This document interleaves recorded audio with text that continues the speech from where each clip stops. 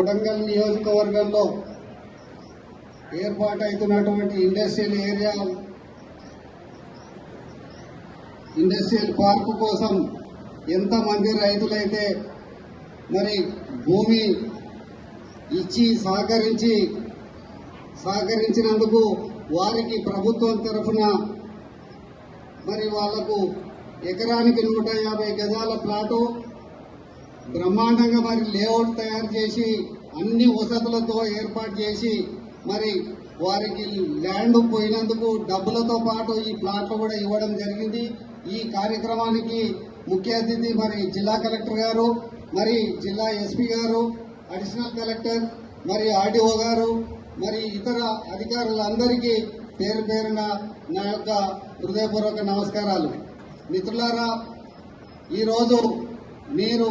అందించిన సహకారంతో మరి అదే లగచెర్లలో మరి 200 ఎకరాల పైన మరి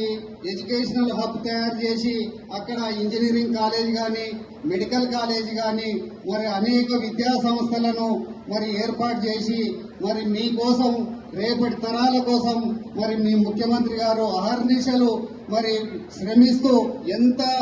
బిజీగా ఉన్నా కానీ మరి కొడంగల్ను మర్చిపోకుండా మరి కొడంగల్కి వచ్చి రివ్యూ తీసుకొని మరి ఈ కొడంగల్ నియోజకవర్గానికి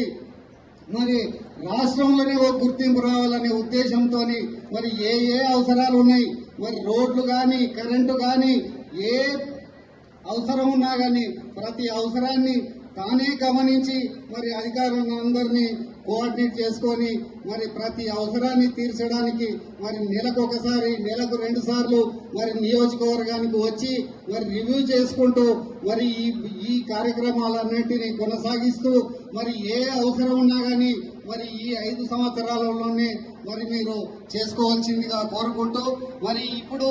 ఈ ప్లాట్లందరినీ మరి ప్లాట్లే కాకుండా మరి ప్రతి ఒక్కరికి మరి ప్లాట్లు పోయిన వాళ్ళ,